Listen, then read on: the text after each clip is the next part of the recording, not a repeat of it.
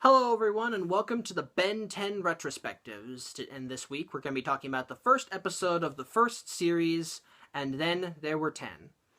And honestly, I don't really know a lot about what I can talk about with this episode.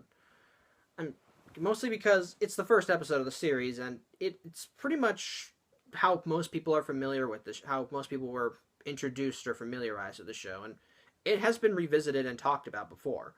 We've seen, and not just in the original series, but in future ones as well. Like for example, there was the Ultimate Alien Generator X crossover where it was talked about. There was the explanation for certain things in the episode in Omniverse. It's pretty much been talked about a lot, but for me, I'm going to talk about how I was introduced to this episode and my thoughts on it when I first saw it. Here's the thing. This was not the first episode of Ben 10 that I saw. The first episode I saw was an episode that we're going to be getting to in a few weeks, but I saw this, the first time I ever saw this was during a marathon that Cartoon Network was doing. For one day they were going to be showing all the Ben 10 episodes that had been aired up to that point at noon, and I wanted to see it because I had just seen Ben 10. I had just seen a few episodes and I was going nuts, so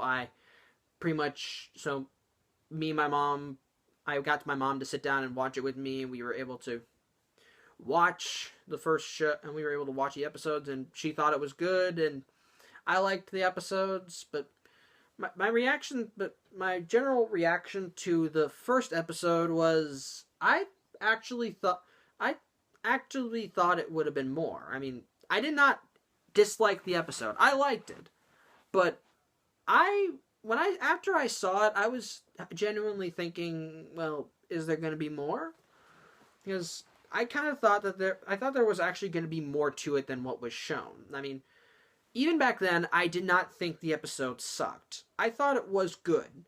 I honestly felt that it would have been more, that there would have been more with what I had seen later on. But now that I have seen more Ben 10 nowadays, and even how I genuinely feel about Ben 10 and seeing other shows do introductions like that, I do feel like this is still a strong, I do feel like this is a nice and well done beginning to the series.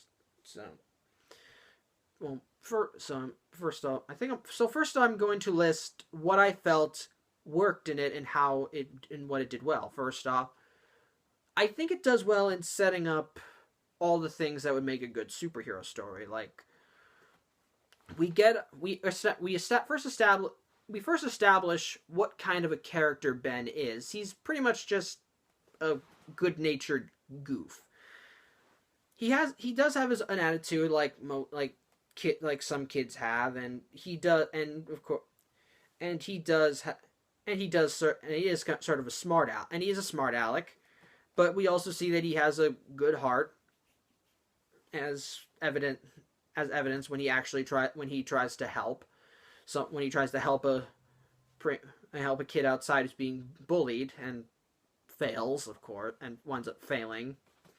But it does establish everything, and we also establish his supporting characters and his relationship with them. Like, we see that we're introduced to his cousin and grandfather, Gwen. Like, we see his relationship with his cousin Gwen, that they don't get along. She's like the opposite of him, that while he's the good-natured goof, she's kind of the by the rules stickler who's very smart, and who's actually kind of fun. And one funny thing is that she actually mapped out her whole summer vacation, which got foiled when her grandfather talked her mom into having her come along, which is actually pretty amusing. And speaking of Grandpa Max is still a very well done character. He's pretty much the mentor for Ben. He's got a jovial attitude, a nice sense of humor, but he's also caring. He has his rules, and he's definitely got strange taste, as evidenced by the fact that he tried to serve his grandchildren worms, which is just weird, if which is just weird by everyone's standards, and has become sort of a running joke in almost every Ben 10 series, where he's eating this weird food and no one likes it. We also, and so, hold on. Oh, sorry. Okay, sorry, the lighting. So, we also get gotta be careful with this thing. We also get a nice representation of Ben's. We also get a nice representation of Ben getting used. So, and we also get our idea of our villain for this season. And in this, and honestly, honestly, this is my favorite villain of the series, Vilgax. Pretty much, out of all of the villains in the series, he's always the one that is the most determined to be evil. He doesn't have a lot of jokes. His voice is dark and menacing. His appearance is just grotesque. I mean, he has a giant octopus on his head that evokes creepiness. And his personality is just so unrelenting. He's pretty much just kind of got tunnel vision in almost everything. Like, when he wants, like, in the very first scene, we see his ship and another ship getting into a battle. The other ship is what's carrying the Omnitrix, and apparently he's been trying to track the Omnitrix for I don't know how long, and pretty much, and at this point, he's just so determined to get it that he winds up getting seriously injured, and even when it looks like the Omnitrix is lost to him, he still refuses to give up by sending a giant robot to destroy, to try and find it. Which it's kind of weird because it's a giant robot. You kind of would want it to be a bit more subtle. I mean, it has drones, but again, giant robot. That kind of screams, "Look at me, look at me." Actually, in fact, while I'm nitpicking, I might as well talk about another scene. There's actually, like, later, but actually, which actually helps establish another thing that makes this show strong, the familial bond between Ben and his family. In this scene, the giant robot's attacking, so Ben is fighting it, but at one point, one of its lasers hits a tree that's coming down. It's about to come down on Gwen. Ben sees this. He runs toward her, and just before it hits her, he manages to slice it in two using one of his aliens, and of course, and it's a very, and what I don't like is that she just doesn't move. I don't know why. She just sees the tree coming and she just has this face like, I don't know why she has that face either. It's just kind of, if I saw a tree coming down on me, I would probably run like hell, but it also establishes something that was established earlier on as well.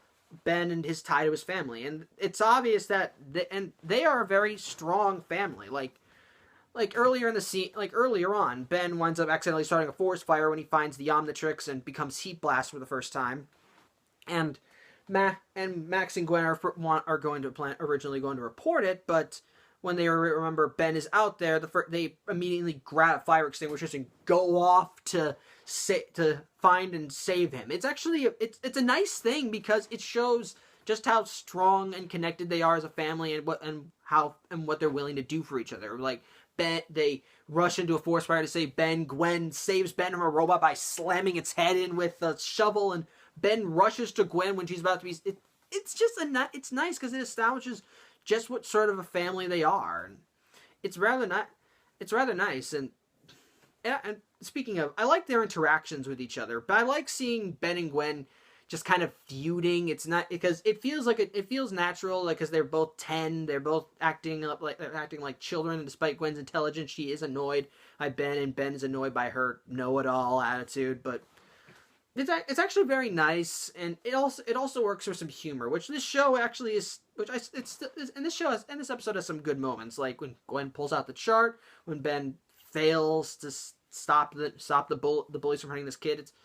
And even Ben's attitude of being a hero, it's actually it's rather fun. It's actually kind of fun, and I do like it. Another thing that I think this episode establishes is, and one more thing that establishes is Ben's the way Ben works.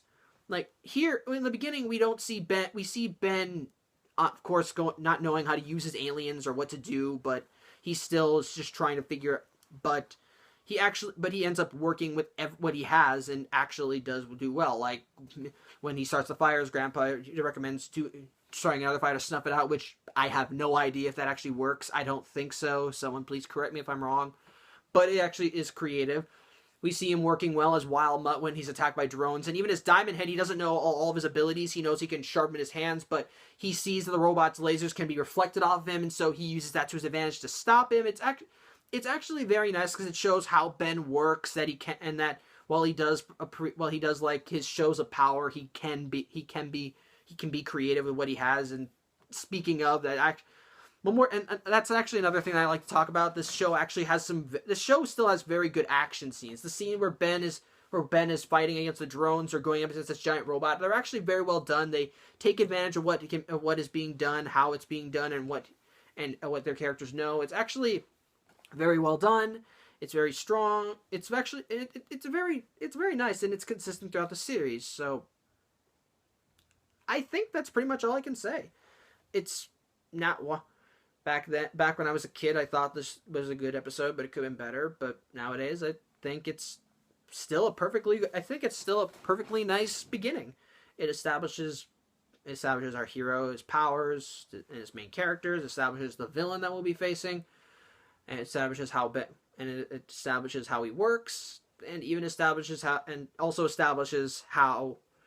what Ben uses with how Ben gets his powers. So yeah, pretty much just still a good beginning to the show, and I would still recommend it. So yeah, I thank you for watching, and tune in next week where we'll be looking at the next episode of the series. So I'm Samuel Johnson. This is the Ben 10 Retrospectives, and I will see you at the next episode. Later.